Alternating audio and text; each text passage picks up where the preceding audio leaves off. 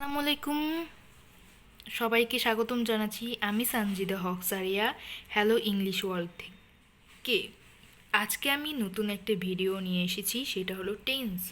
আজকে আমরা টেন্স সম্পর্কে জানবো। চলো শুরু করা যাক। টেন্স মূলত কি? টেন্স হলো মূলত কালে, সময় বা বিবর্তন। কোনো ভার্বের কাজ যে সময় সম্পন্ন হয় সে সময়কেই টেন্স বলে। টেন্স মূলত তিন ধরনের হয়ে থাকে: past tense, present tense, future tense. Past tense, present tense, future tense.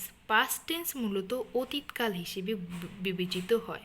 যেমন গতকাল কোনো একটা ঘটনা ঘটে গেছে, ইয়েস্টারডে। যেমন ইয়েস্টারডে পাস্ট টেন্সে পড়ে। প্রেজেন্ট টেন্স মূলত বর্তমান বোঝায়, যেমন আজ, টুডে। ফিউচার টেন্স ভবিষ্যতে কোনো ঘটনা ঘটবে, যেমন টুমোরো, আগামীকাল। বুঝছেন? তো আমরা কি জানলাম? টেন্স মূলত কালের সময় বা বিবর্তন। টেন্স হলো ভার্বের কাজ যে সময় সম্পন্ন হয় তাকে টেন্স বলে। টেন্স মূলত তিন ধরনের: past tense, present tense, future tense. Past tense কি? অতীতকাল। প্রেজেন্ট টেন্স কি? বর্তমানকাল। ফিউচার টেন্স কি? ভবিষ্যৎকাল।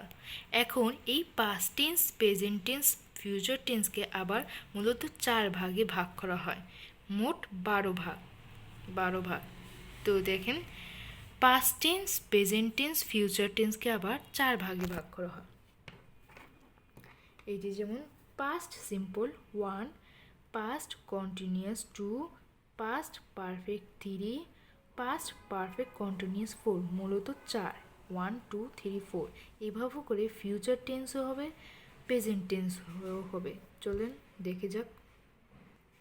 এই যে present simple 1, present continuous 2, present perfect 3, present perfect continuous 4। তাহলে 4 আর 4 মিলে হলো 8। আবার ফিউচার টেন্সও হবে। Future simple 1, future continuous 2, future perfect 3, future perfect continuous 4। মোট 12টা ভাগে ভাগ করা হয় টেন্সকে। তো আজকে আমরা টেন্স কত প্রকার, কি কি, তারপর কাকে বলে জানলাম। আগামীকাল আমি প্রেজেন্ট টেন্স নিয়ে আলোচনা করব, প্রেজেন্ট সিম্পল টেন্স নিয়ে আলোচনা করব। তো আজকে এই পর্যন্তই থাক।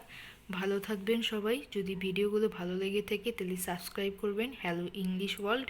যদি কোনো সমস্যা হয় তাহলে লাইক বাটন দিবেন, কমেন্ট করবেন। আল্লাহ হাফেজ সবাইকে।